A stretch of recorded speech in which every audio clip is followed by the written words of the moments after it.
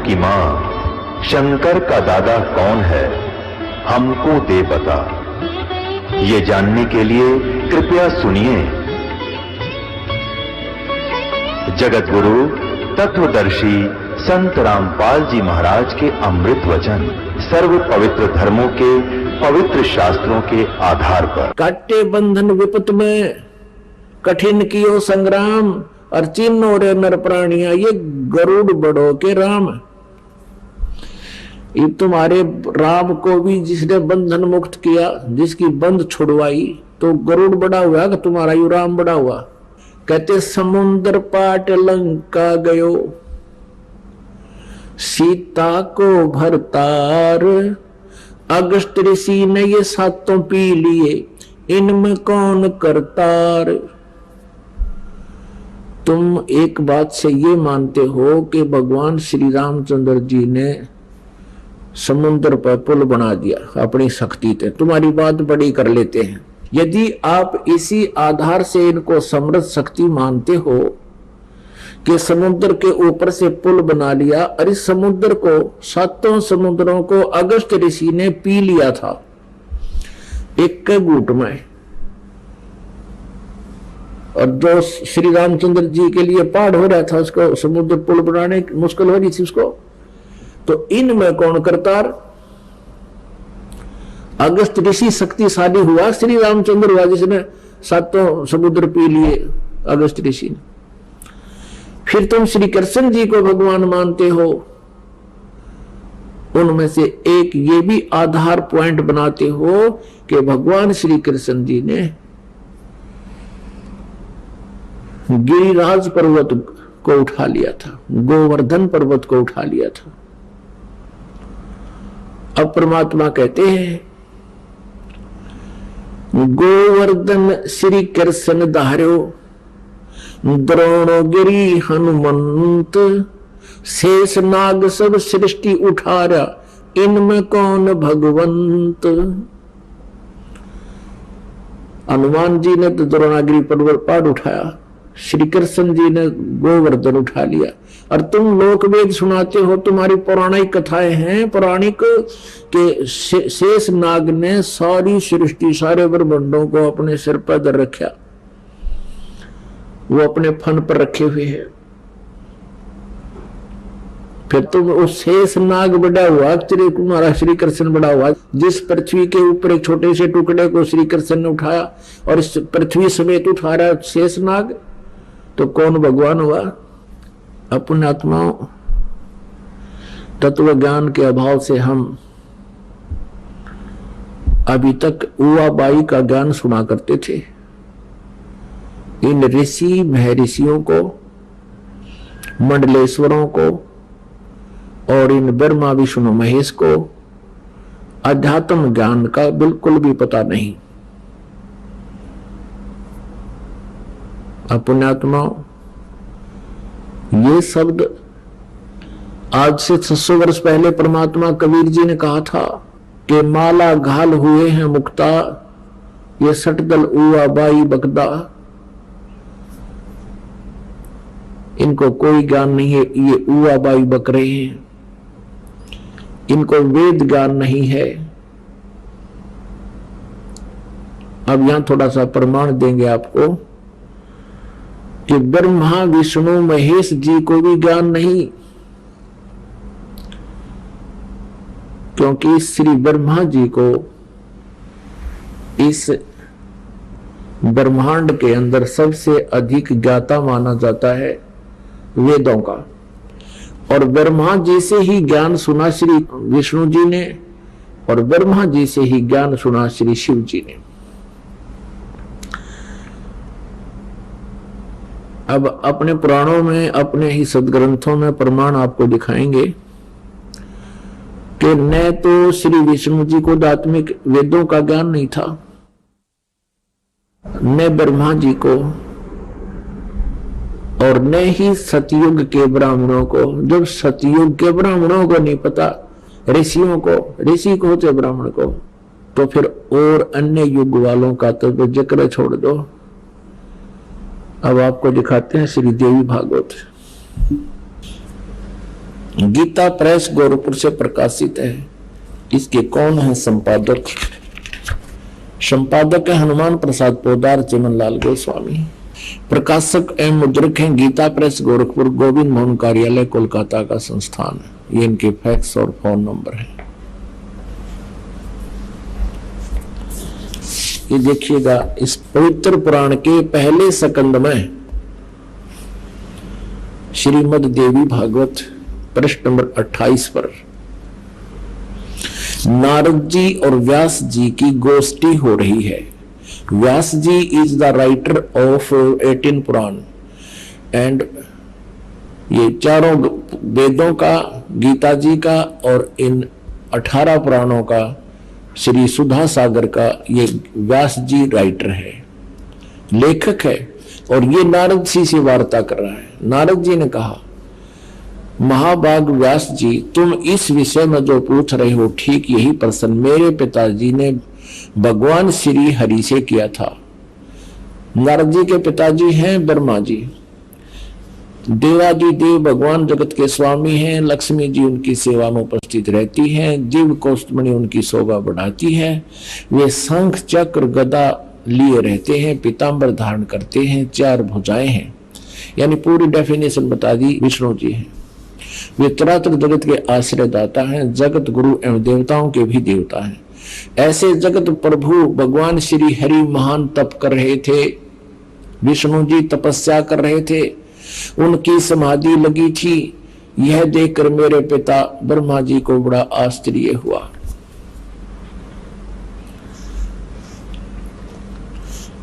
अतः उन्होंने उनसे, यानी ब्रह्मा जी ने विष्णु जी से जानने की इच्छा प्रकट की। ब्रह्मा जी ने पूछा, प्रभु आप देवताओं के अध्यक्ष, जगत के स्वामी और भूत भविष्य एवं वर्तमान सभी जीवों के एकमात्र शासक हैं। भगवान, फिर आप क्यों तपस्या कर रहे हैं और आप किस देवता की आराधना में ध्यान वगैरह हैं? मुझे असीम आश्चर्य तो ये हो रहा कि आप देवेश्वर, यानी सब देवों के मालिक, सब भगवानों के भगवान, ब्रह्मा जी विष्णु को करा भगवानों के भगवान है, एवं सारे संसार के शासक होते हुए समाधि लगाए बैठे हैं। अब विष्णु जी ने क्या उत्तर दिया? ब्रह्मा जी के विनीत वचन सुनकर भगवान श्री हरि बोले, ये वचन बोले। श्री हरि उनसे कहने लगे, ब्राह्मण सावधान होकर सुनो, मैं अपने मन का विचार व्यक्त करता हूँ। देवता, दानव, मानव सब यही जानते हैं कि तुम सृष्टि करते हो, मैं पालन करता हूँ और शंकर संहार किया करते हैं। किंतु फिर भी वेद के पारगामी पुरुष अपनी युक्ति से यह सिद्ध करते हैं कि रचने, पालने और संहार करने की यह योग्यता जो हमें मिली है, इसकी अधिष्ठात्री शक्ति देवी है। वे कहते हैं कि संसार की सृष्टि करने के लिए तुम में राजसी शक्ति का संचार हुआ है। इसीलिए भी सिद्ध हो रहा है कि रजगुण ब्रह्मा, सतगुण विष्णु, तमगुण शिव जी है। मुझे सात्विक शक्ति मिली है और रुद्र में तामसी शक्ति का आविर्भाव हुआ है।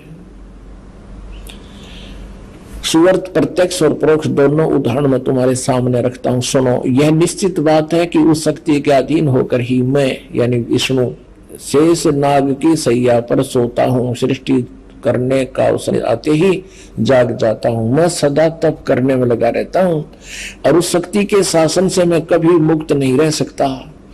कभी अवसर मिला तो लक्ष्मी के साथ सुखपूर्वक समय बिताने का सौभाग्य प्राप्त होता है। मैं कभी तो दानों के साथ युद्ध करता हूँ। अखिल जगत को, यानी सारे जगत को भय पहुंचाने वाले दैत्यों के विकराल शरीरों को शांत करना मेरा परम कर्तव्य हो जाता है। ये भी सिद्ध हो रहा है। परमात्मा कहते कबीर जी, तन दर सुखिया कोई ना देखा, जो देखा सो दुखिया हो। और ब्रह्मा विष्णु महेश्वर दुखिया जिन ये राह चलाई हो। ये कहता मैं सदा तप करने में लगा रहता हूँ और शक्ति के शासन से कभी मुक्त नहीं रह सकता। कभी अवसर मिला तो लक्ष्मी के साथ थोड़ा सा सुखपूर्वक समय व्यतीत करता हूँ और फिर राक्षसों के साथ लट्ठम लट्ठा रहता हूँ, दानों के साथ युद्ध करता रहता हूँ। इनको सुख नाम की चीज नहीं। आप स्वीकार करें भगवान। और अब देखो विष्णु जी कह रहे हैं, मुझे सब प्रकार से शक्ति के अधीन होकर रहना पड़ता है, मैं पराधीन हूं और उन्हीं भगवती यानी दुर्गा शक्ति को का मैं निरंतर ध्यान किया करता हूं, उसी की पूजा करता हूं। ब्रह्मा जी मेरी जानकारी में, मेरे स्पिरिचुअल नॉलेज में इस भगवती शक्ति से बढ़कर दूसरे कोई देवता नहीं। अब आ लिया अंत विष्णु जी के आध्यात्मिक ज्ञान का। नो कह दुर्गा तो ऊपर कोई भगवान को ना, जितनी मन जानकारी है। अब पुण्यात्मा ये है श्री विष्णु जी के आध्यात्मिक ज्ञान के वचन। कहते हैं कि मेरी जानकारी में, मेरे आध्यात्मिक ज्ञान में, जितना मुझे ज्ञान है मेरी जानकारी में,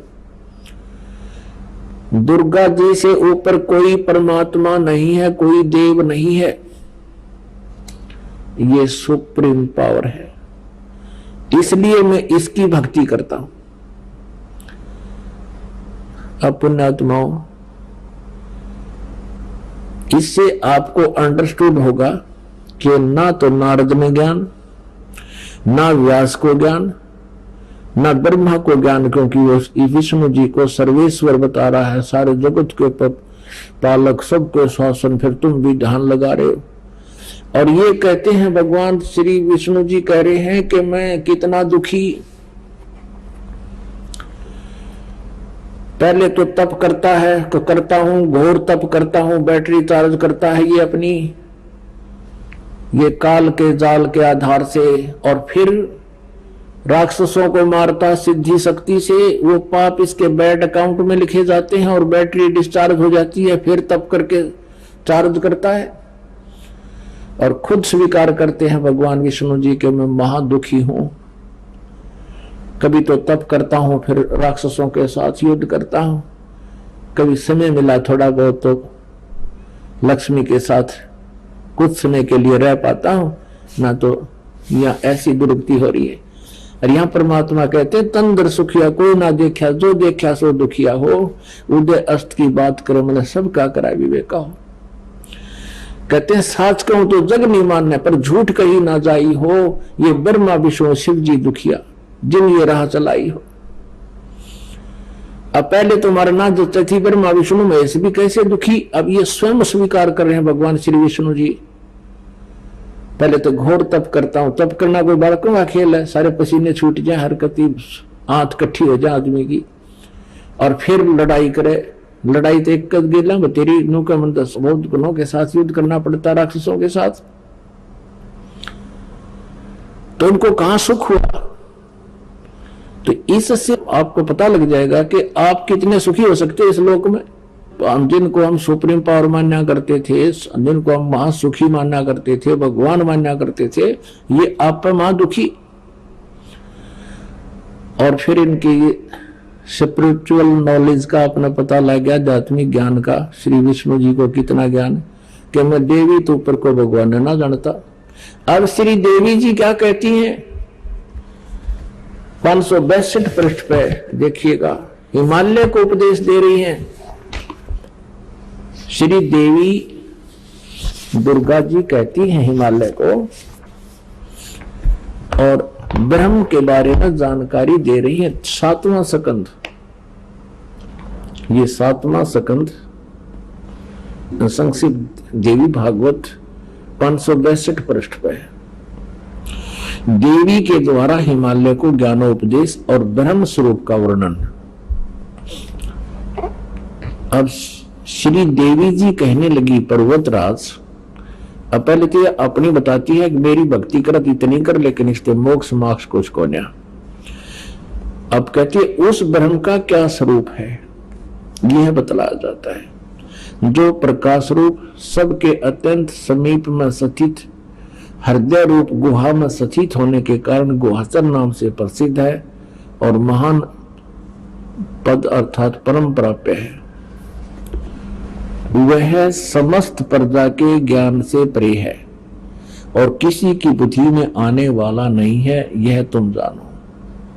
जो प्रकाश रूप, जो सूक्ष्म से भी अत्यंत सूक्ष्म, जिसमें संपूर्ण लोक और इन लोकों में निवास करने वाले प्राणी स्थित हैं, वही यह अक्षर ब्रह्म है। अब यहाँ ब्रह्म के स्थान पर अक्षर ब्रह्म कह रही है, और वही सबके प्राण है, वही सबकी वाणी है, वही सबके मन, और वही परम सत्य और अमृत अविनाशी तत्व है। सौम्य उस वेदने योग्य लक्ष्य का तुम वेदन करो, मन लगाकर उसमें तन्मय हो जाए। सो में उपनिषद में कथित महान अस्त्र रूप धनुष लेकर अब यहाँ आ जाते हैं। ये धनुष तो इनका पर्वण बता दिया, जीवात्मा बाण है और ब्रह्म उसका पाणा उद्देश्य, यानी ब्रह्म की साधना करो, ओम का जाप करे, जीवात्मा करे। अब दुर्गा फाइनल करती है, कोई पूजा नहीं करनी, मेरी भी नहीं करनी, उस एकमात्र परमात्मा को ही जाने, दूसरी सब बातों को छोड़ दे। यही अमृत रूप परमात्मा के पास पहुंचाने वाला पुल है। ओहो, समझ कर जाके और सब छोड़ दो पूजाएं, संसार समुद्र से पार होकर अमृत स्वरूप परमात्मा को प्राप्त करने का ये सुलभ साधन है। आगे देखो, इस आत्मा का ओम के जप के साथ ध्यान करो, इससे अज्ञान में अंधकार से सर्वथा परे और संसार समुद्र से पार उस पार जो ब्रह्म है उसको पा जाओगे, तुम्हारा कल्याण हो। और वो कहाँ रहता है? वह यह सबका आत्मा ब्रह्म, ब्रह्म लोक रूप दिव्य आकाश में स्थित है, यानी ओम नाम से ब्रह्म प्राप्ति है और ब्रह्मलोक प्राप्ति है। अब ब्रह्मलोक में चले जाओगे, ओम नाम का जाप करो। ये दुर्गा जी बता रही है अपने आत्माओं, दुर्गा जी ने बता दिया कि ब्रह्म इज कंप्लीट गॉड। इसकी भक्ति को, इसका ओम नाम है, ब्रह्मलोक में चले जाओगे बस। अब गीता जी अध्याय नंबर 8 के श्लोक नंबर 13 में गीता ज्ञानदाता ये ब्रह्म है, श्री कृष्ण जी में प्रवेश करके बोल रहा है ये, और वो कह रहा है कि ओम इति एकाक्षरम ब्रह्म व्यवहारन माम अनुसमरण ये प्रयाति तजम देहम स याति परमाम गतिम। मुझ ब्रह्म का, माम ब्रह्म, मुझ ब्रह्म का ओम एक अक्षर है, यह है बस, नथिंग एल्स। उच्चारण करके सिमरण करता हुआ ये प्रयाति तजम देहम, जो शरीर छोड़कर जाता है, सयाति परमाम गतिम, वो इस ओम से मिलने वाली परम गति को प्राप्त होता है। वो परम गति क्या है? ब्रह्मलोक प्राप्ति है। 8वें अध्याय के 16वें श्लोक में गीता ज्ञानदाता ये ब्रह्म कहता है कि ब्रह्मलोक पर्यंत भी सभी पुनरावृत्ति के अंदर है। जो ब्रह्मलोक में गए हैं उनका भी जन्म और मृत्यु होगा ही होगा, वो पूर्ण मोक्ष प्राप्त नहीं करते। ब्रह्मलोक भी जाने के बाद वापस प्राणी आते हैं। और गीता जी अध्याय नंबर 4 के श्लोक नंबर 5 और 9 में अपने आप कहता है गीता ज्ञानदाता के अर्जुन तेरे और मेरे बहुत जन्म हो चुके हैं, तू नहीं जानता है। गीता जी अध्याय नंबर 2 के श्लोक नंबर 12 में खुद कहता गीता ज्ञानदाता कि अर्जुन तेरे और मेरे पहले भी जन्म हुए थे, तू ना ये ना समझ के हम और ये राजा लोग केवल अभी विद्यमान हैं, हम पहले भी थे आगे भी होंगे, यानी जन्म मृत्यु आपकी हमारी सदा बनी रहेगी। गीता जी अध्याय नंबर 8 के श्लोक नंबर 1 में अर्जुन ने पूछा कि भगवान आपने 7वें अध्याय के 29वें श्लोक में जिस तत्ब्रह्म के बारे में कहा कि तत्ब्रह्म को जानकर और जो आध्यात्मिक पूरे आध्यात्मिक ज्ञान से परिचित हो जाते हैं, तत्ब्रह्म से परिचित हो जाते हैं और सब कर्मों से परिचित हो जाते हैं, वो केवल जरा और मरण से छूटने का ही प्रयत्न करते हैं। तो किम तत्ब्रह्म 8वें अध्याय के प्रथम मंत्र में पूछा। गीता ज्ञानदाता ने 8वें अध्याय के 3 श्लोक में उत्तर दिया कि वो परम अक्षर ब्रह्म है। 8वें अध्याय के 5 और 7 में अपनी साधना के लिए कहा कि तू मेरी भक्ति कर मुझे प्राप्त होगा। 8वें अध्याय के 8, 9, 10 श्लोक में कहा कि उस परम अक्षर ब्रह्म की जो साधना करता उसको प्राप्त होगा। अध्याय नंबर 15 के श्लोक नंबर 1 से लेकर 4 और 16 और 17 में 3 प्रभु बताए हैं। उल्टे लटके हुए संसार रूपी वृक्ष, ये संसार रूपी वृक्ष है, जड़ उसकी पूर्ण परमात्मा समझो। तीनों गुण रूपी शाखा, रजगुण ब्रह्मा, सतगुण विष्णु, तम गुण शिव जी रूपी शाखाएं जानो। और जो संत उल्टे लटके संसार रूपी वृक्ष के सभी विभाग बता देगा, जड़ कौन है, तना कौन है, डार कौन है, शाखा क्या है और पत्ते कौन है, सवेदवित, वो तत्वदर्शी संत है। गीता जी अध्याय नंबर 4 के श्लोक नंबर 34 में कहा कि अर्जुन, उस तत्व ज्ञान को जो चौथे अध्याय के 32वें श्लोक में कहा, जिसके विषय में कि वो सच्चिदानंद घन ब्रह्म की वाणी में ब्रह्मणे मुखे विस्तार से कहा गया है, जो भगवान ने स्वयं आकर बताया है, परम अक्षर ब्रह्म ने, वो ज्ञान, वो कबीर वाणी, वो तत्व संत, वो तत्व ज्ञान है। उस ज्ञान को तो तत्वदर्शी संतों के पास जाकर समझ, उनको दंडवत प्रणाम करने से, कपट छोड़कर प्रसन्न करने से वो तत्वदर्शी संत तुझे उस परमात्म तत्व का ज्ञान कराएंगे। तो यह पहचान बताई है 15वें अध्याय के प्रथम मंत्र में कि वो कैसा होगा। तत्वदर्शी संत के सभी विभागों को, इस संसार रूपी वृक्ष के सभी पार्ट्स को बता देगा, सवेदवित। तो परमेश्वर स्वयं आते हैं, अपने ज्ञान का आप ही जानकारी देते हैं। अक्षर पुरुष एक पेड़ है, निरंजन वाकी डार, तीनों देवा शाखा है, ये पात रूप संसार। अक्षर पुरुष ये तना समझो वृक्ष का, और सरपुरुष ये गीता ज्ञान दाता है। सरपुरुष श्री कृष्ण में प्रवेश करके बोल रहा है, ये एक मोटी डार समझो, तना के बाद तुरंत जो मोटी डार होती है, फिर उसके 3 शाखाएं हों, उसमें तीनों गुण रूपी शाखा है, रजगुण ब्रह्मा, सदगुण विष्णु, तमगुण शिव जी। ये तीनों देवा शाखा है और पात रूप संसार। ये परमेश्वर ने, कबीर देव जी ने स्वयं ही आकर के तत्वदर्शी संत की भूमिका की थी। उन्होंने अपने सच्चिदानंद घन ब्रह्म की वाणी में, कबीर वाणी में, ये ज्ञान पहले ही लिखा हुआ है। 15वें अध्याय के 16 और 17 में 3 प्रभु बताए हैं, एक सरपुरुष, एक अक्षर पुरुष। सरपुरुष और अक्षर पुरुष जितने इनके अंतर्गत जितने प्राणी हैं वो भी नाशवान हैं, और ये दोनों भगवान भी नाशवान हैं। जीवात्मा किसी की नहीं मरती। फिर 17वें श्लोक में तुरंत कहा 15वें अध्याय के उत्तम पुरुष तु अन्य परमात्मा इति उदारते, ये लोग धर्म अवैश्वर्ती अवैश्वर है। उत्तम पुरुष श्रेष्ठ परमात्मा वास्तविक भगवान तो कोई और है, इन दोनों से अन्य है, सरपुरुष और अक्षर पुरुष से, और जिसे परमात्मा कहा जाता है। और वही तीनों लोकों में प्रवेश करके सबका धारण पोषण करता है। जैसे पूरे पेड़ को जड़ से खुराक मिलती है, आहार मिलता है, तो पूर्ण परमात्मा परम अक्षर ब्रह्म ये सभी का पालन करता है। जिसकी जैसी भी भक्ति शक्ति होती है वही सबको प्रदान करता है उसके कर्म अनुसार। 8वें अध्याय के 8, 9, 10 श्लोक में गीता ज्ञानदाता कहता है कि उस परम अक्षर ब्रह्म की जो साधना करता है उसी को प्राप्त होता है। 17वें अध्याय के 23वें श्लोक में कहा है, इन तीनों भगवानों के मंत्र बताए हैं, सरपुरुष और अक्षर पुरुष और परम अक्षर पुरुष के। ओम तत्सत इति निर्देश ब्रह्मणे त्रिवेद समर्थ। ब्रह्मणे माने सच्चिदानंद घन ब्रह्म की साधना के, उसकी प्राप्ति के ये 3 मंत्र का जाप का निर्देश है। निर्देश माने फाइनल ऑर्डर, नथिंग एल्स। आदेश भी और निर्देश भी कि यही करना, नथिंग एल्स। ओम तो सरपुरुष ब्रह्म का है मंत्र, सर ब्रह्म का है, और तत्व और सत्य ये सांकेतिक, ये दास बताएगा। इस विश्व में इस दास के अतिरिक्त कोई नहीं है।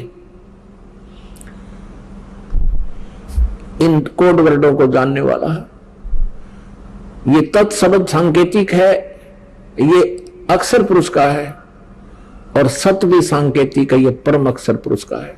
तो गीता जी अध्याय नंबर 8 के श्लोक नंबर 8, 9, 10 में कहा है कि जो उस तत्वदर्शी संत से उस परमात्मा के पाने की विधि प्राप्त करके जो उसकी साधना करता है, उस भक्ति की शक्ति से, उस मंत्र के जाप से, वो उस परम अक्षर ब्रह्म को ही, उस परम परमेश्वर को ही प्राप्त होता है।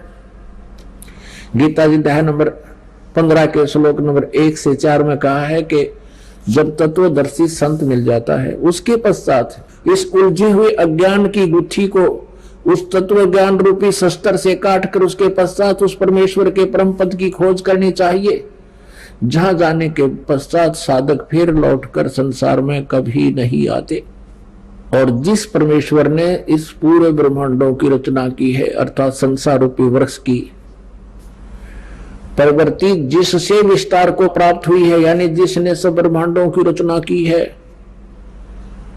और केवल उसी की भक्ति करनी चाहिए, अन्य की नहीं। गीता ज्ञानदाता स्वयं कह रहा है, ये ब्रह्म बोल रहा है।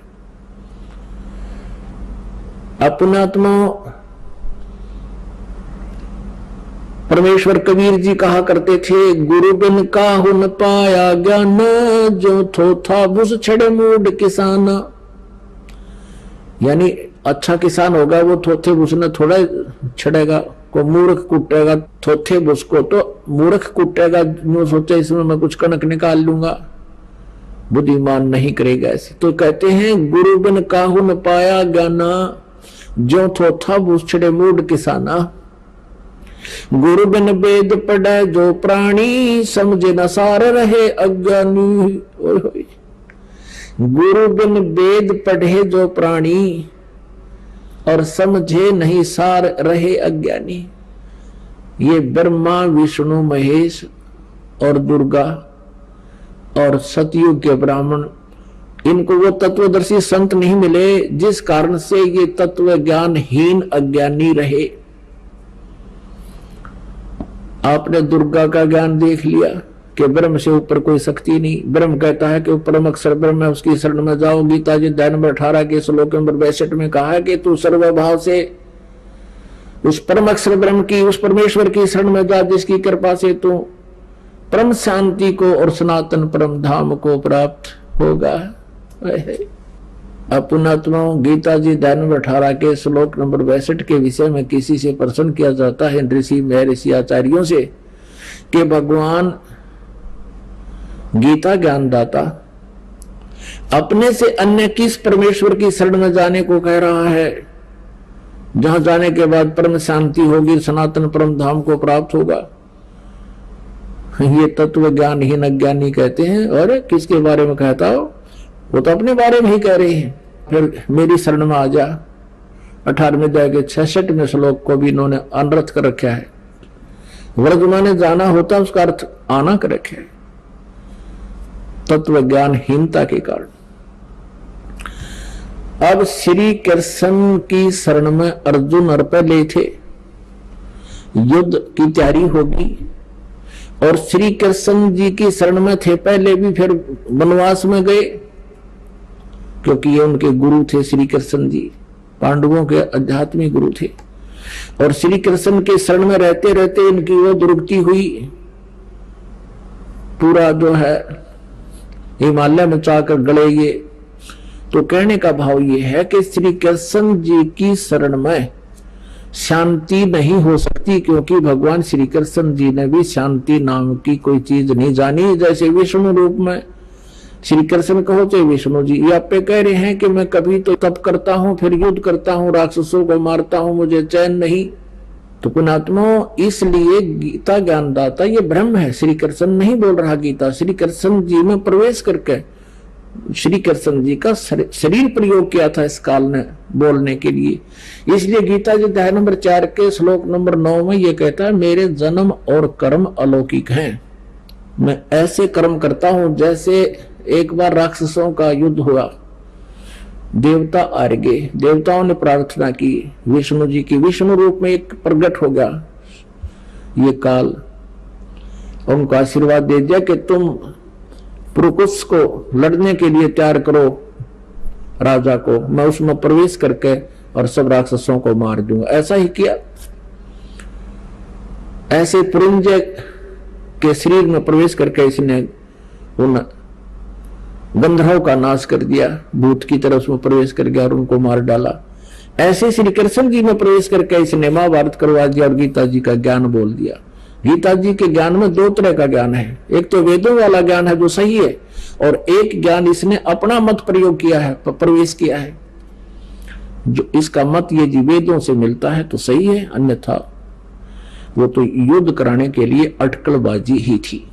अब पुणात्मा ये तो आपके सामने निष्कर्ष हो गया कि न तो ब्रह्मा जी को ज्ञान, ना नारद जी को ज्ञान, ना व्यास जी को ज्ञान, ना विष्णु जी को ज्ञान, और ना देवी को ज्ञान कंप्लीट, और ना ब्रह्म को ज्ञान। वो कहता है कि मैं नहीं जानता उस परमात्मा, पूर्ण परमात्मा के विषय में भक्ति विधि तत्वदर्शी संतों से जाकर पूछो।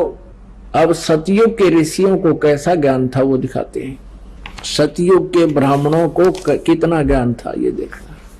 6वां स्कंध पृष्ठ 414। जन्मेजय ने पूछा, महाभाग किस युग में कैसा धर्म का स्वरूप है?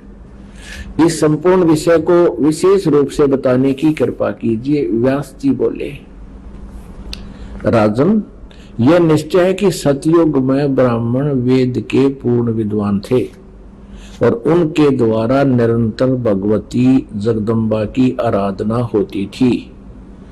भगवती का दर्शन करने के लिए उनका मन सदा ललायित रहता था। उनका वेद के पूर्ण विद्वान थे, दुर्गा की पूजा करते थे। अब दिखाते हैं दुर्गा क्या कहती है, और कहते हैं प्रत्येक गांव में शक्ति का यानी दुर्गा का मंदिर उद्घाटन हो। इस विषय की उनके मन में बड़ी उत्सुकता थी। अब इन अज्ञानियों ने ही ये मंदिरा के लठ कटवा रखे हैं। सतयुग तो प्रयत्नशील है ये डले डुआन के। अब ये तो कह रहा है कि सतयुग के ब्राह्मण वेद के पूर्ण विद्वान थे और जो दुर्गा की पूजा करा करते। और देखिए कलयुग के ब्राह्मण का कैसा उपमा दे रखी है इसी पे 414 पृष्ठ पे। कहते हैं धर्म की यही स्थिति त्रेता में भी रही, परंतु कुछ ह्रास हो गया था। सतयुग की जो स्थिति थी वह द्वापर में विशेष रूप से कम हो गई थी। राजन, उन प्राचीन युगों में जो राक्षस समझे जाते थे वे कलयुग में ब्राह्मण कहे जाते। अब कलयुग के ब्राह्मण की यह सुनाई दी कहानी सारी, क्योंकि अब के ब्राह्मण प्राय पाखंड करने में तत्पर रहते हैं, दूसरों को ठगना, झूठ बोलना और वैदिक धर्म कर्म से अलग रहना कलयुगी ब्राह्मणों का स्वाभाविक गुण बन गया। पुण्यात्माओं, आप जी को जो दास ने शब्द बोले थे सबसे पहले कि न तो श्री ब्रह्मा जी को ज्ञान, न विष्णु को, न शिव को, न दुर्गा को, दुर्गा जी को, न ही सतयुग के ब्राह्मणों को, यानी आज तक के किसी ऋषि महर्षि को वेद ज्ञान नहीं, इंक्लूडिंग ब्रह्मा विष्णु महेश, किसी देव को भी नहीं। तो वर्बली कहना था, बोला था तो किसी का गले उतरा नहीं हो, और अब ये प्रमाण दिखा दिया तो इसके सामने अग्रम मग्रम सारी खत्म हो जाती है। और अब भी कोई अगर मगर रखता है और नहीं मानता है, उसके लिए परमात्मा कहते हैं जान बूझ साची तजय और करे झूठ तने, वाक संगत है प्रभु सौंपने में भी ना दे। अब परमात्मा पाना किस विधि से हो? 3 मंत्र का जाप, नथिंग एल्स। यदि तुमने ब्रह्म की साधना करनी है तो ब्रह्म लोक चले जाओगे, ओम नाम, नथिंग एल्स, और कुछ नहीं। और ब्रह्मलोक में गए हुए प्राणी का भी जन्म मृत्यु कभी समाप्त नहीं होता। और पुण्यात्माओं, हम सभी को यह जन्म और मृत्यु का रोग लगा हुआ है, और जन्म और मृत्यु का रोग नहीं कटेगा तो हम परम शांति और सनातन परम धाम को प्राप्त नहीं हो सकते। उसके लिए परमात्मा कहते हैं जग सारा रोगिया रे, जिन सतगुरु वेद न जाना, जग सारा रोगिया रे, जग सारा रोगिया रे, जिन सतगुरु वेद न जाना, जग सारा रोगिया रे, जिन सतगुरु वेद न जाना, जग।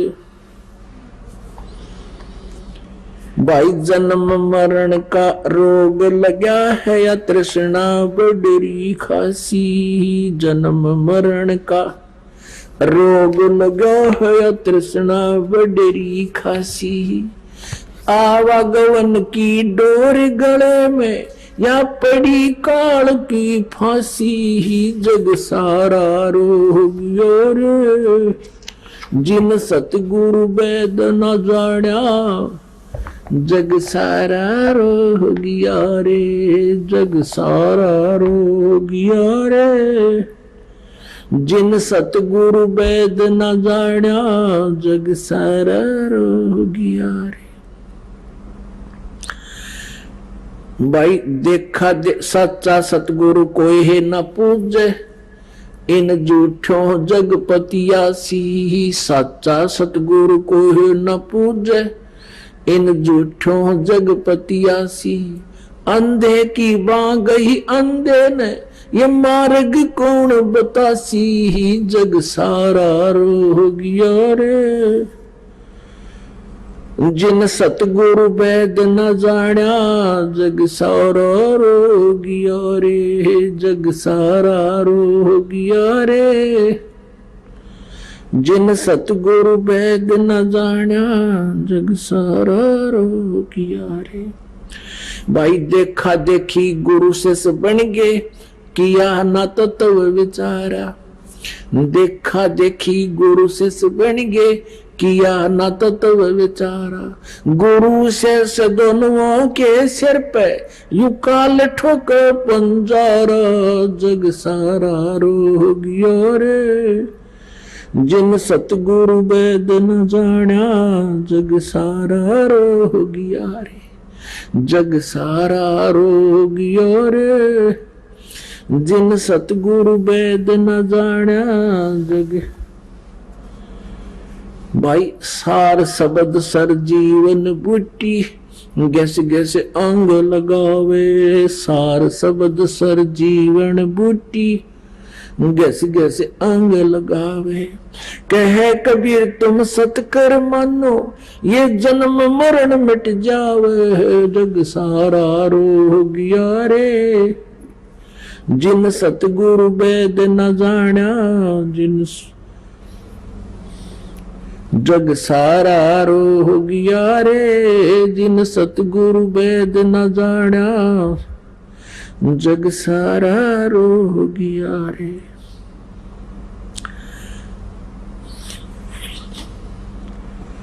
अब क्या बताते हैं कि जन्म मरण का रोग लगा, या तृष्णा बढ़ रही खांसी, और आने और जाने की, या डोर गले में, और पड़ी काल की फांसी। अपनात्माओं, गीता ज्ञान दाता कहता है कि सच्चिदानंद घन ब्रह्म की वाणी में वो तत्व ज्ञान विस्तार से कहा गया है, उसको तत्व ज्ञान कहते हैं। उसमें कौन सी साधना ठीक है, कौन सी गलत है, ये विस्तार से बताई गई है।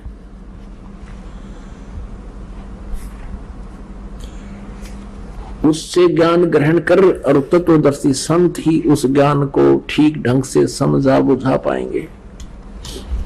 तो क्या लिखा सच्चिदानंद घन ब्रह्म की वाणी में?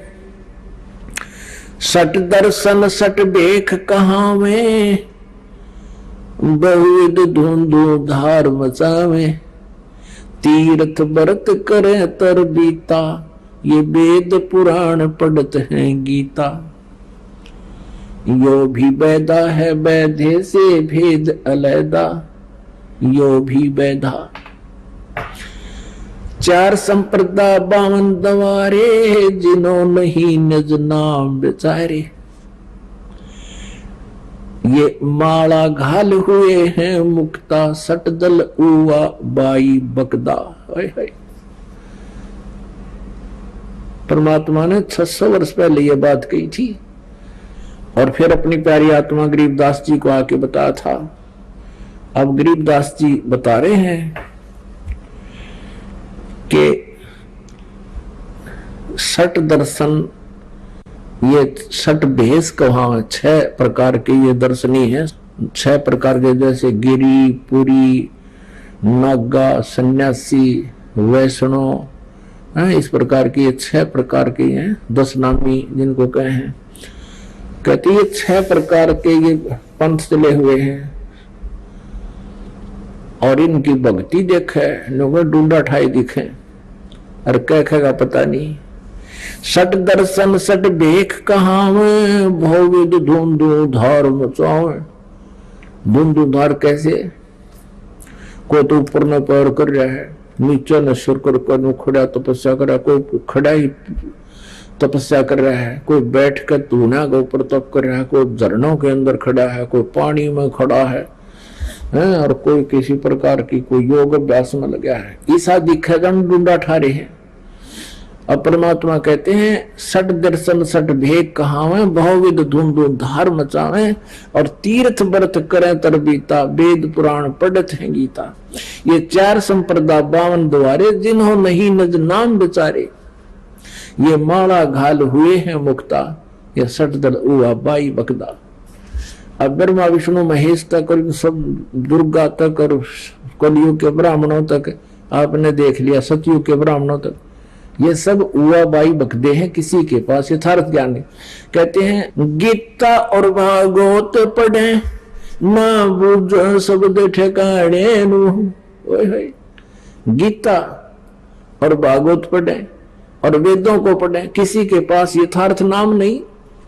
आइए अब हम उन श्रद्धालुओं के अनुभव जानते हैं जो जगत गुरु तत्वदर्शी संत रामपाल जी महाराज जी से दीक्षा प्राप्त कर चुके हैं तथा उनके द्वारा बताए गए भक्ति मार्ग पर चल रहे हैं। सर नमस्कार। नमस्कार सर क्या नाम है आपका? मेरा श्रवण कुमार राजपुरोहित हूँ। सर कहाँ से आए आप? मैं सुजानगढ़ तहसील चूरू से आया हूँ, जिला चूरू से। सर संत रामपाल जी महाराज के शरण में आने से पहले आप क्या भक्ति करते थे? मैं ये देवी देवताओं की भक्ति करता था, हनुमान जी की, शिव जी की, पार्वती की, सबकी इनकी भक्ति करता था मैं। सर जो पूजाएं आप करते थे उन पूजाओं का आधार क्या था? क्या आपने किसी संत या महंत को गुरु बना रखा था? नहीं, मैंने कोई गुरु नहीं बनाया था, मैंने अपनी मनमानी भक्ति करता था। मेरे को ये था कि हनुमान जी की पूजा करनी चाहिए, शिव जी की करनी चाहिए और इनकी पूजा करता था मैं, लेकिन इनसे मेरे को कोई लाभ नहीं मिला। सर इतने सालों से आप ये सभी पूजाएं करते आ रहे थे, तो सर आपके जीवन में ऐसा क्या बदलाव आया कि आपने संत रामपाल जी महाराज से नाम दीक्षा ले ली? मैंने इसलिए एक दिन टीवी देखा था, अचानक संत रामपाल जी महाराज का चैनल लग गया और मैंने देखा तो ये देखा कि ये कौन सी भक्ति बताते हैं। तब मैंने सुना तो मेरे को पता चला कि ये तो अलग ही भक्ति बताते हैं। तो फिर मैंने वो चैनल देखा और मेरे ये हो गया कि अब देखते हैं। तो वो उस दिन तो चैनल चला गया, उसके बाद में फिर दोबारा जब चैनल लगाने लग गया मैं, तो ऐसे करके 15 दिन मैंने चैनल देखा तो ये तो सारी अलग ही बताते हैं, ये देवी देवताओं की भक्ति के अलावा अन्य भक्ति बताते हैं। तो फिर मैंने सोचा कि ये कबीर साहब का नाम लेते हैं, पूर्ण परमात्मा कबीर साहब है, सृष्टि के रचयिता है। तो फिर मेरे को ये प्रेरणा होगी कि मैं कबीर साहब की भक्ति करूं, अन्य किसी की ना करूं। तब फिर मैंने क्या किया, मैंने कबीर साहब की तस्वीर लेके आया, बहुत मुश्किल से मिली मेरे को, और मिलने के बाद में मैंने कबीर साहब की तस्वीर लाके और मैंने पूजा करनी शुरू कर दी। जब मैंने पूजा करनी शुरू कर दी, 25 नवंबर को लेके आया था, तब फिर 26 जनवरी 2017 को जो है सुबह 10 बजे कबीर साहब ने साक्षात मेरे को दर्शन दिए, परमात्मा ने, कि बिल्कुल एकदम कबीर साहब बिल्कुल साक्षात मेरे सामने आए और मंदिर के आगे मैं खड़ा हो गया और बिल्कुल एकदम साक्षात मेरे को दर्शन दिए। कहते हैं कि परमात्मा जो है वो निराकार नहीं है, वो नारायण है, अपने जैसा ही है और उनका रूप चमकदार और अलग ही है, और वो परमात्मा बहुत सुंदर और श्रेष्ठ है कबीर साहब। कबीर साहब का रूप जो है, जो कबीर साहब की तस्वीर है, दाढ़ी है लंबी लंबी और उनके मुकुट है और उनका जो स्वरूप है वो बिल्कुल एकदम साक्षात वैसे ही मेरे को स्वरूप दर्शन दिए कबीर साहब ने। कबीर साहब जो है मेरे को बिल्कुल एकदम मेरा शंका दूर कर दिया, और रामपाल जी की तस्वीर में कबीर साहब आगे और रामपाल जी की तस्वीर में कबीर साहब नजर आने लग गए। तब फिर मैंने सोचा कि मेरा शंका दूर हो गया कि रामपाल कबीर साहब ही रामपाल जी है। सर संत रामपाल जी महाराज जी अपने सत्संग प्रवचनों में कबीर साहब के बारे में बताते हैं उनका शरीर हाड़ चाम की देह नहीं है। क्या जब आपको कबीर साहब के दर्शन हुए, क्या आपने उनको छूकर देखा कि उनका शरीर कैसा था? बिल्कुल साहब, मैंने एकदम छू के भी देखा है और मेरे शरीर के अंदर भी वो वैसे विराजमान रहे हैं, और उनका शरीर अलग है, उनका हाड़ मांस का शरीर नहीं है, रुई जैसा चमकदार और अलग शरीर है, हल्का है, बिल्कुल हल्के फुल्के हैं, और उनका शरीर अपने से अलग है, भिन्न है वो, और इतने सुंदर और इतने श्रेष्ठ है, उनके शरीर में चमक है और बहुत ही हल्के फुल्के हैं वो, और रुई जैसा शरीर है उनका।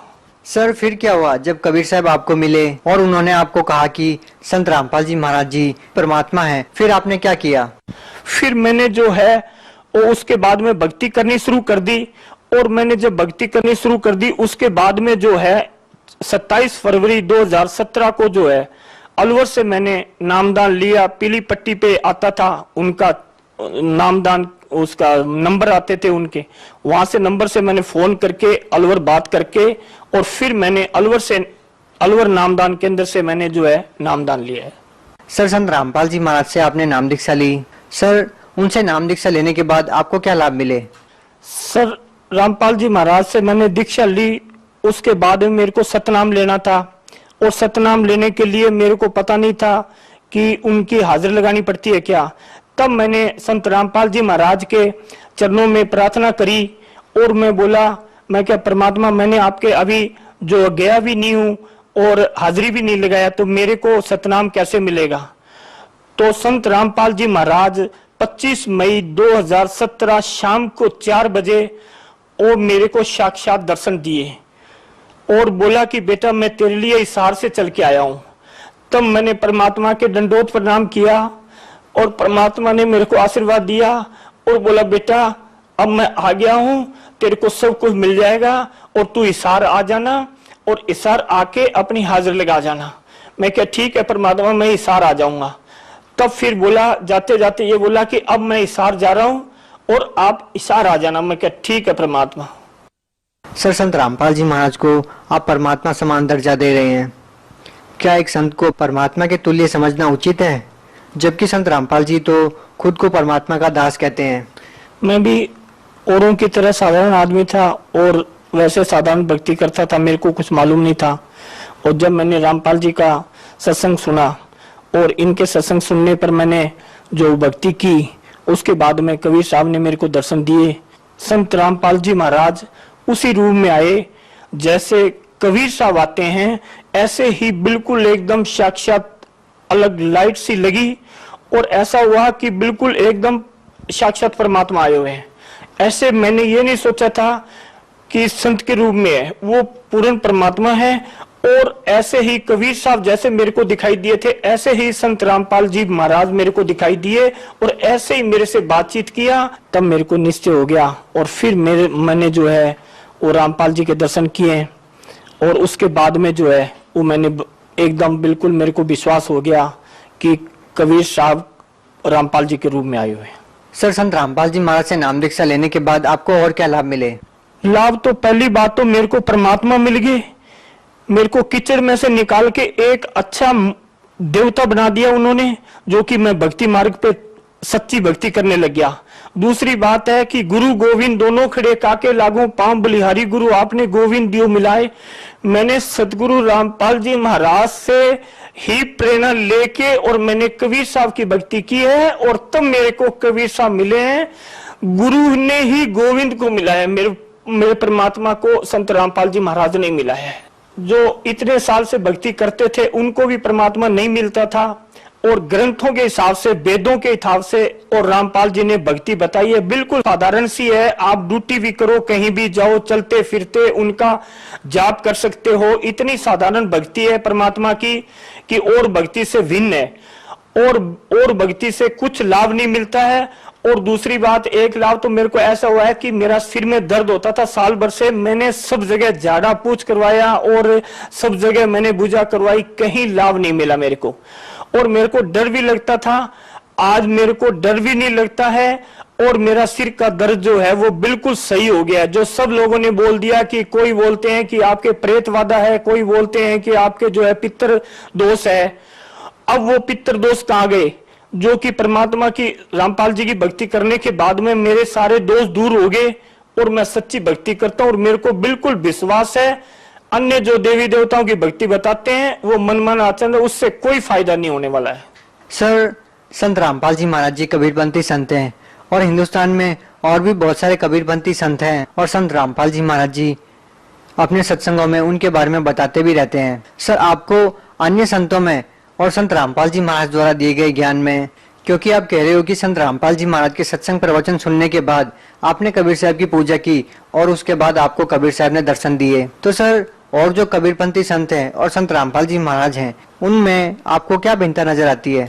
उनके ज्ञान में ये अंतर मिलता है कि वो जो नाम देते हैं वो सतनाम, उन नाम के अंदर इतना पावर होता है, इतनी शक्ति होती है कि और सब चीज दूर हो जाती है, कोई चीज उसके पास में नहीं आती है। और सच्ची भक्ति है और सतलोक जाने का और मोक्ष की प्राप्ति करने का ये संत रामपाल ही जो सच्ची भक्ति देता है। इसके अलावा कोई संत आज तक इस दुनिया के अंदर कोई सच्ची भक्ति और कोई सच्ची भक्ति का मार्ग नहीं बताते हैं। और ये जो नाम देते हैं, जाप देते हैं, ये बिल्कुल साक्षात परमात्मा का जाप है और सतलोक से जाने का एक मोक्ष मार्ग देते हैं वो। तो इसलिए रामपाल जी जैसी भक्ति कोई साधना नहीं देते हैं, ये ही सब कुछ है। सर, संत रामपाल जी महाराज का एक स्वच्छ समाज सुधार में क्या योगदान है? बहुत बड़ी संत समाज में योगदान है इनका कि एक तो आदमी नशा करने छोड़ने के लिए कितने जतन करता है, जो कि मात्र उनका नाम लेने से ही नशा मुक्त हो जाता है वो। दूसरी बात है दहेज देते हैं, कितना कितना वो करते हैं, उनसे भी वर्जित करते हैं कि कोई दहेज देना नहीं है, नहीं लेना है, बिल्कुल एकदम।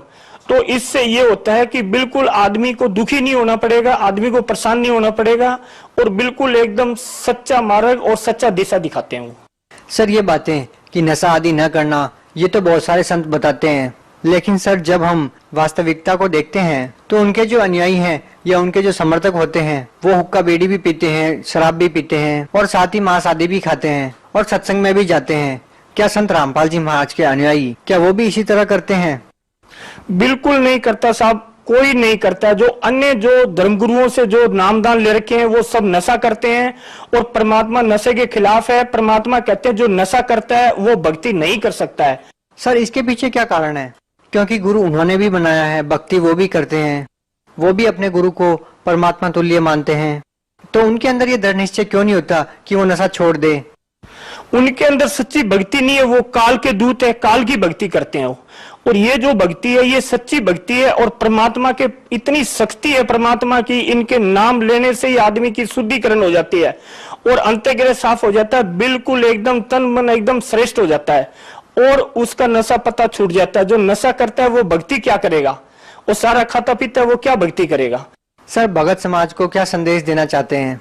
मैं संदेश तो नहीं देना चाहता, लेकिन मैं प्रार्थना करना चाहता हूं कि जो भी भगत समाज है वो सच्ची भक्ति करे और कबीर साहब की भक्ति करे, संत रामपाल जी की शरण में आ जाए, उनसे दीक्षा ले ताकि उनका मोक्ष हो जाए, उनका कल्याण हो जाए। काल की भक्ति ना करे, काल जो है वो 84 लाख जूनी के अंदर डाल देता है और गधे घोड़े कुत्ते बिल्ली सब बनते रहते हैं और फिर भी उनका मोक्ष नहीं होता है, देवताओं का मोक्ष नहीं होता है। ब्रह्मा विष्णु महेश को सब बड़ा मानते हैं, लेकिन परमात्मा से बड़ा कोई नहीं है। इसलिए हम तो कहते हैं कि रामपाल जी महाराज की शरण में आओ और उनसे दीक्षा लो। सर, आज साइंस का युग है, डिजिटल इंडिया की बात की जाती है, ऐसे समय में आप ये कह रहे हैं कि एक संत की शरण में जाइए, उनसे नाम दीक्षा लीजिए और कबीर साहब को, जो कि कवि के रूप में जाने जाते हैं, और कबीर साहब को भगवान मानने के लिए बोल रहे हो, जो कि एक कवि के रूप में समाज में देखे जाते हैं। सर, आपको परमात्मा खुद मिले हैं, तो आपसे ये प्रश्न तो बनता ही है कि आप एक ऐसे समय में एक संत से नाम दीक्षा लेने के लिए लोगों को क्यों कह रहे हैं? मैं इसलिए कर रहा हूं कि वो सच्ची भक्ति है और सच्चा परमात्मा है, सृष्टि का रचयिता है।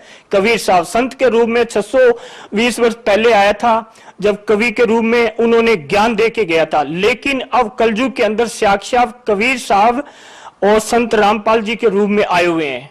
इसलिए मैं कहता हूं कि सच्ची भक्ति करनी है तो संत रामपाल जी। सर, पहले तो आप ये बताइए कि लोग भक्ति क्यों करें? आज के समय में, विज्ञान के युग में, वैज्ञानिक चांद तक पहुंच चुके हैं, उनके लिए भक्ति अनिवार्य क्यों है? अनिवार्य इसलिए है कि मोक्ष चाहिए आदमी को। देखो, भक्ति करेंगे तो इस जन्म मृत्यु से छुटकारा मिल जाएगा और परमात्मा की शरण में चल जाएंगे, सतलोक में चले जाएंगे, जहां पे हम पहले वहीं रहते थे और वहीं से आए थे हम।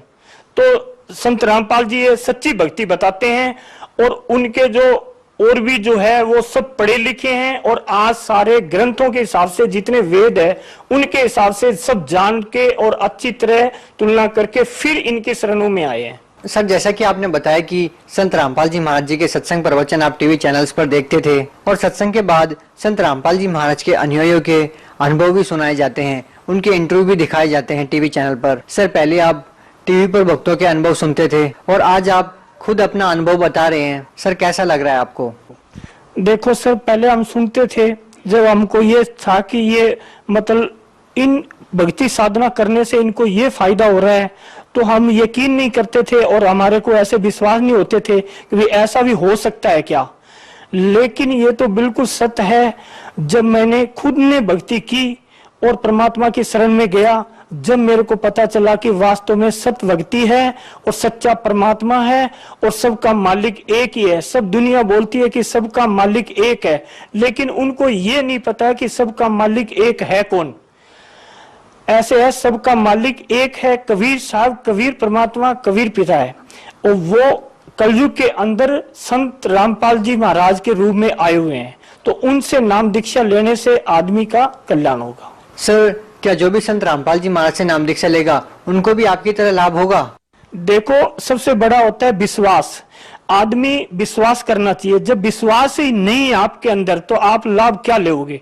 जब आपकी सच्ची भक्ति होगी, आपका परमात्मा के प्रति विश्वास होगा, लगन होगा, आप सच्चे दिल से भक्ति करोगे, तो मैं ये कहता हूं कि बिल्कुल आपके सामने साक्षात परमात्मा प्रकट हो जाएंगे और आपको लाभ जरूर मिलेगा उसका। जो कोई कहता है कि मेरे को लाभ नहीं मिला है, तो उसकी भक्ति में त्रुटि है। वो सही भक्ति, सच्चा मार्ग के हिसाब से, सच्चे लगन के साथ भक्ति नहीं कर रहा है वो। सर, बहुत सारे लोग ऐसे हैं जो पीड़ित हैं और वो संत रामपाल जी महाराज से नाम दीक्षा लेकर लाभ लेना चाहते हैं, लेकिन सर वो संत रामपाल जी महाराज से नाम दीक्षा कैसे प्राप्त करेंगे? सर, आपने नाम दीक्षा कैसे प्राप्त की? देखो, चैनल पे पीली पट्टी आती है, उनका सत्संग आता है, उसका पीली पट्टी देखो, उसमें नंबर है, उस नंबर से आप बात करो। और जहां नामदान केंद्र खुले हुए हैं, सब जगह, अलवर में भी है, नारनौल में, रेवाड़ी में, सारे सब जगह जहां नारनौल केंद्र खुले हुए हैं, वहां पे जाओ और आप वहां से दीक्षा लो और सच्ची भक्ति आपको मिलेगी और संत रामपाल जी महाराज की शरण में आ जाओ। सर, नामदान सेंटर से नाम दीक्षा लेने के लिए कितनी फीस देनी पड़ती है? नहीं साहब, कोई फीस नहीं लगती है। वहां पे बिल्कुल फ्री होता है। वहां भंडारा भी करना पड़ता है, इज्जत मान सम्मान सारी चीज मिलती है। और वहां पे बहुत, एक तो प्यार इतना मिलता है कि आदमी सोच भी नहीं सकता है। घर के अंदर सारे सदस्य होते हैं, उनमें भी लड़ाई झगड़ा होता है, लेकिन परमात्मा की जो भक्ति करता है, जो नामदान ले लिया, वो बिल्कुल सुंदर और श्रेष्ठ, बड़े प्यार से और बड़े प्रेम से रहते हैं वो। ये चीज मैंने खुद अनुभव किया है। सर, अंतिम प्रश्न आपसे पूछना चाहेंगे कि आप दावा करते हैं कि कबीर साहब आपको आकर मिले और संत रामपाल जी महाराज भी आपको आकर दर्शन देकर गए। सर, एक आम व्यक्ति इस बात पर विश्वास कैसे करेगा? कैसे आप उनको विश्वास दिलाएंगे? क्या आप अपना घर का पता बता सकते हैं या आपका फोन नंबर बता सकते हैं? सर, मैं घर का पता भी दे सकता हूँ, मैं फोन नंबर भी दे सकता हूँ। और जहाँ पे मेरे को परमात्मा ने दर्शन दिए हैं, वो मैं बहरोड में रहता हूँ और बहरोड में मैं पार्ले फैक्ट्री में सर्विस करता हूँ। और मैं ये साबित कर सकता हूँ कि मेरे को 26 जनवरी 2017 को सुबह 10 बजे और परमात्मा कबीर साहब ने साक्षात दर्शन दिए हुए हैं। और 25 मई 2017 को शाम को 4 बजे संत रामपाल जी महाराज ने साक्षात दर्शन दिए हुए। वो जगह दिखा सकता हूँ, मेरा फोन नंबर ले लो, मेरे से बात कर लो, और जहां पे मैं पूजा पाठ करता हूँ उस स्थान पे आके देख सकते हैं। बहुत बहुत धन्यवाद। Thank you.